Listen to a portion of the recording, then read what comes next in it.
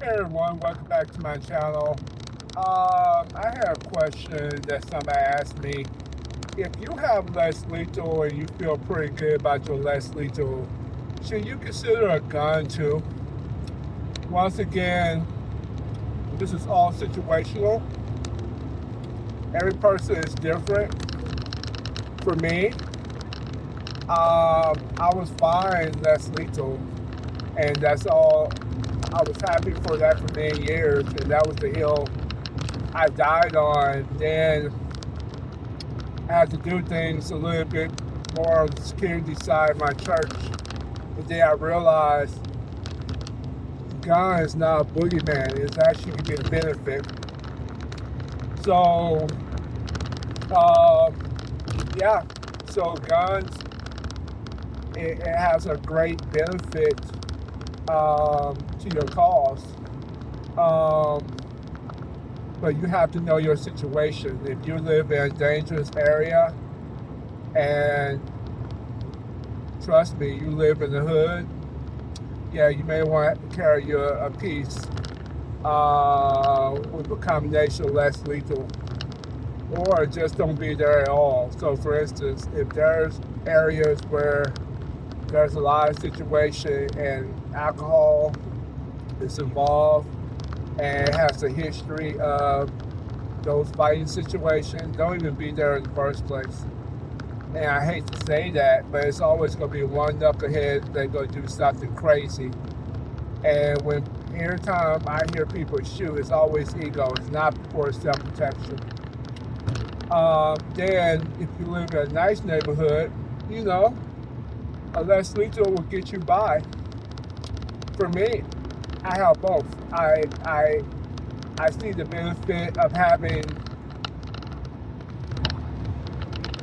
both both weapons. It benefit me greatly because less lethal is always preferred. You should not Lethal should not be your first choice ever. Less lethal should be your first choice, and then gun should be your second. Because you know that gun can solve that problem, but with every bullet you shoot, there's a lawyer behind it, um, and then you're in a world of pain. So you telling me a box of 9mm at $19 or $15 is worth $10,000 of lawyer fee, all your PTO time because you're in jail, and disruption of your family lifestyle because you can't walk away. It doesn't add up. And I'm self-defense, so I'm all about protecting and defending and self-defense and this, but it's only to preserve, not to initiate.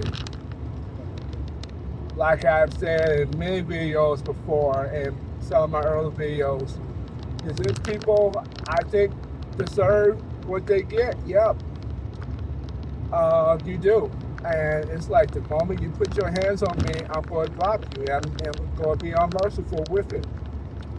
Because I will give you enough opportunity to know, hey, man, I don't want to fight. I don't want to do this. Please back off. And if they keep on going, that is the license to to take their head off. I don't want to take your head off, but you give me no choice. And if it's a combination of who's going to go home, I'm gonna go home. So whatever it takes to get me home safely, I'm going to do it. But my preference is not to do it at all and walk away. And really, a lot of problems you can just walk away from. It really is that simple. Just walk away. It doesn't make you a less of a man or I don't, having the last word. That stuff is overrated, man. And but I've been married. I know what it is to you got to say what you need to say, um, and get it off your chest no matter what. And you just got to think this thing through, man. I mean, our years upon this earth is not guaranteed, and it's getting shorter as we get older too. So what I have learned at 48 years of life is that, man, don't sweat the small stuff. Just walk away. Sometimes you can't. Sometimes it's just inevitable. You got to engage. And sometimes you got to check your own emotional well-being and see if you're doing okay mentally. Something, maybe setting you off.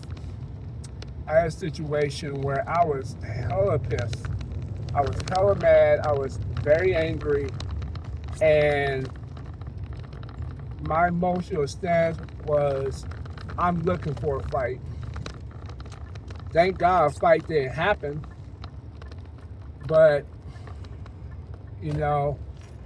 let cooler heads prevail.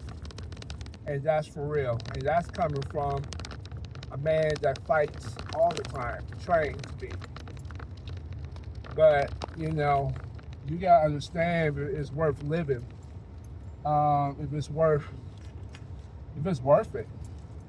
And it's not. So, all right, guys, have a good one.